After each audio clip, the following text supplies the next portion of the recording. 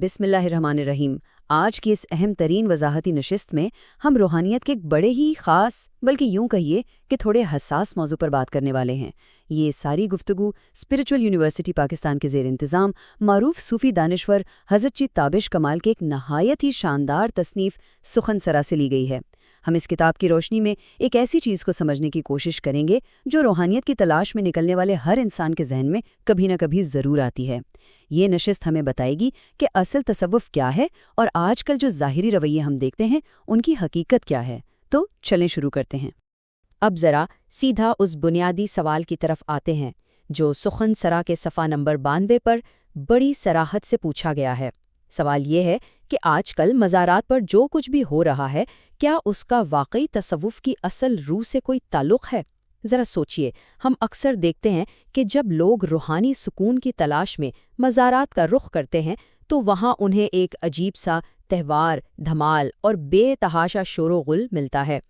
کیا واقعی یہی وہ صوفی اعظم ہے جس نے پوری دنیا میں اسلام کی روشنی پھیلائی تھی؟ کیا سچے اولیاء اللہ نے ہمیں یہی سکھایا تھا؟ یہ وہ سوالات ہیں جن کے جواب جاننا واقعی بہت ضروری ہیں۔ اگر ہم آج کل کے مزارات کی موجودہ صورتحال پر غور کریں نا تو سچ میں ایک عجیب سی الجھن کا احساس ہوتا ہے۔ کتاب میں بڑی خوبصورتی سے یہ بات واضح کی گئی ہے کہ جب ایک سچا متلاشی وہاں جاتا ہے تو اسے اکثر غیر سنجیدہ، ہنگامے سے بھرپور اور بسا اوقات بالکل ہی غیر اسلامی سرگرمیاں دیکھنے کو ملتی ہیں۔ مطلب یہ تو ایسا ماحول ہے جس نے روحانیت کے نام پر ایک میلے یا تماشے کی شکل اختیار کر لی ہے۔ اب ایک عام انسان جو دنیا کے شور شرابے سے بچ کر دل کے سکون اور اللہ کی قربت کے لیے کسی بزرگ کی آرام گاہ پر جاتا ہے، وہ تو یہ سب دیکھ کر بالکل ہی حیران رہ جاتا ہے، ٹھٹک جاتا ہے کہ کیا طریقت اور روحانیت کا راستہ واقعی ایسا ہوتا ہے۔ ظاہر ہے یہ شور ہمارے دلوں کو منور تو نہیں کر سکتا نا۔ تو آئیے دیکھتے ہیں کہ یہ سب شروع کہاں سے ہوا۔ حضرت جی تابش کمال ہمیں یاد دلاتے ہیں کہ دیکھیے، تصوف کوئی آج کل کی نئی ایجاد یا کوئی میلہ نہیں ہے۔ آج سے 1400 سال پہلے عشق اور اطاعت کا جو خالص سلسلہ مکہ مکرمہ اور مدینہ منورہ کی پاکیزہ فضاؤں میں شروع ہوا تھا نا، یہ دراصل اسی کا ایک تسلسل ہے۔ یہ صدیوں پر پھیلا ہوا ایک ایسا شاندار سفر ہے جس میں محبت، سنت رسول کی سچی پیروی اور اندر کی یعنی باطنی پاکیزگی ایک سینے سے دوسرے سینے میں منتقل ہوتی آئی ہے۔ جب بھی کوئی انسان کسی بھی جگہ بیٹھ کر پورے خلوص دل سے اللہ کا ذکر کرتا ہے تو وہ دراصل اسی 1400 سالہ پرانی خالص زنجیر کا حصہ بن رہا ہوتا ہے۔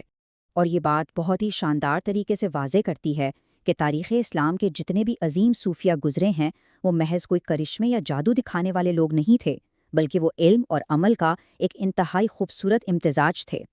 ابتدائے اسلام سے لے کر آج تک سچے اولیاء اللہ کی پہچان صرف اور صرف ان کا وہ خالص عمل رہا ہے جو پوری طرح شریعت کے دائرے کے اندر تھا۔ ان کی زندگیاں صرف اللہ کے ذکر، تزکیہ نفس اور خدمت خلق سے عبارت تھیں۔ وہ جہاں بیٹھتے تھے وہاں اللہ کے نام کی برکت سے سینوں کو روشن کرتے تھے اور لوگوں کی سچی روحانی تربیت کرتے تھے۔ یہاں پر ایک بڑا ہی زبردست بلکہ میں کہوں گا ایک انتہائی واضح موازنہ ہمارے سامنے آتا ہے۔ ایک طرف تو حقیقی تصوف ہے جو صرف اور صرف ذکر الہی اور دل کی صفائی پر مبنی ایک خالص خاموش سا سفر ہے، اور دوسری طرف وہ نام نہاد تصوف ہے جس کے بارے میں حضرت جی تابش کمال بڑے واضح الفاظ میں فرماتے ہیں کہ جن لوگوں نے آج کل تصوف کے نام پر اپنی تجارتی دکانیں کھول رکھی ہیں اور میلے ٹھیلے سجا رکھے ہیں، ان کا نہ تو تصوف سے کوئی تعلق ہے اور نہ ہی ان سچے بزرگوں سے۔ یہ تو محض ایک ظاہری سا کاروبار بن گیا ہے جس نے بس روحانیت کا لبادہ اوڑھ رکھا ہے۔ تو اب یہاں سب سے اہم نقطہ یہ ابھرتا ہے کہ ان عظیم ہستیوں کی اصل تعلیمات پھر تھیں کیا؟ اگر ہم تاریخ اٹھا کر دیکھیں اور سخن سرا کی تحریروں کو گہرائی سے پڑھیں تو پتہ چلتا ہے کہ ان کی تعلیمات میں تو اللہ کی مکمل اطاعت، سنت نبوی کی غیر مشروط پیروی اور باطنی تطہیر یعنی اندر کی صفائی شامل تھی۔ اور یقین جانیے، جیسا کہ مصنف بھی بار بار واضح کرتے ہیں، کسی بھی سچے بزرگ یا ولی کامل نے اپنی پوری زندگی میں کبھی اس بات کی تلقین نہیں کی کہ ان کے وصال کے بعد ان کی قبروں پر غیر شرعی میلے لگائے جائیں یا وہاں اس طرح کی غیر سنجیدہ سرگرمیاں کی جائیں۔ بالکل بھی نہیں۔ اچھا، یہاں ہمیں تھوڑا سا اپنا زاویہ نگاہ بدلنے کی ضرورت ہے۔ صرف تنقید کرنے یا حیران ہونے کی بجائے ذرا ایک لمحے کے لیے ان اولیاء اور صاحبان مزار کے بارے میں سوچئے کیا ہم نے کبھی ان بزرگوں کی تکلیف کو محسوس کرنے کی کوشش کی ہے؟ ذرا تصور کریں، وہ پاکیزہ ہستیاں جنہوں نے اپنی پوری کی پوری زندگیاں تقویٰ میں، خاموشی میں اور اللہ کے ذکر میں گزار دیں، آج ان کی آرام گاہوں کے بالکل اوپر جو یہ ہنگامہ اور غیر شرعی افعال ہو رہے ہوتے ہیں، وہ یقیناً بلا شبہ ان روحوں کے لیے شدید کوفت و تکلیف کا باعث بنتے ہوں گے۔ اور اس بات کو حضرت جی تابش کمال نے ایک نہایت ہی خوبصورت اور دل کو چھو لینے والی مثال سے سمجھایا ہے۔ وہ فرماتے ہیں کہ فرض کریں کوئی شخص مسجد میں ذکر اور عبادت میں مگن ہے اور باہر سے آنے والا بے ہنگم شور اس کے دھیان میں بار بار خلل ڈالے تو اسے کیسی شدید ذہنی اذیت محسوس ہوتی ہے۔ بالکل ایسا ہی ہے۔ بالکل اسی طرح ان صاحبان مزار کا بھی ان دنیاوی اور غیر سنجیدہ سرگرمیوں سے کوئی تعلق نہیں ہوتا، بلکہ وہ تو خود اس نامناسب ماحول اور شور و غل کی وجہ سے شدید پریشان اور دکھی رہتے ہیں۔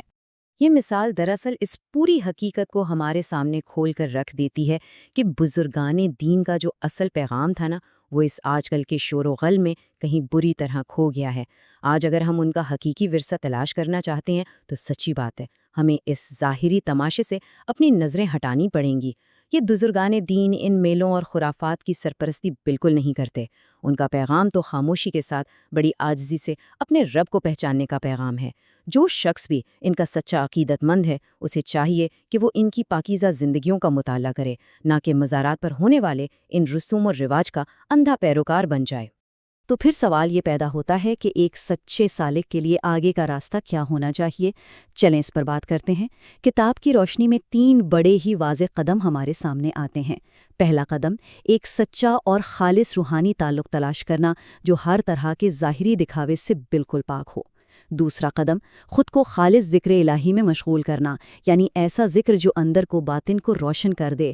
اور پھر تیسرا قدم، قلب کی یعنی دل کی مستقل صفائی، کیونکہ یاد رکھیں سارا کا سارا دار و مدار اسی دل کی پاکیزی پر ہی تو ہے، اور حقیقت میں یہی وہ سچا راستہ ہے جو انسان کو اس کے رب سے ملاتا ہے۔ لیجیے، ہم آج کے اس جائزے کے اختتام پر آ پہنچے ہیں۔ اب جاتے جاتے ایک بڑا ہی گہرا سوال ہے جو ہم سب کے لیے ایک آئینے کی طرح ہے، وہ یہ کہ کیا ہم روحانیت کے نام پر محض ایک تماشے کی تلاش میں ہیں، یا واقعتاً ہم اپنے دل کی صفائی اور اپنے رب کی رضا چاہتے ہیں؟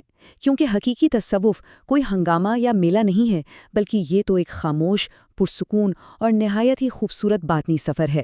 مجھے پوری امید ہے کہ آج کی یہ وضاحتی نشست ان تمام لوگوں کے لیے ایک زبردست فکری رہنمائی کا باعث بنے گی جو سچے دل سے حق کی تلاش میں ہیں۔ اس نہایت ہی غور و طلب اور خوبصورت نقطے کے ساتھ ہم آج کی اس گفتگو کو یہیں مکمل کرتے ہیں۔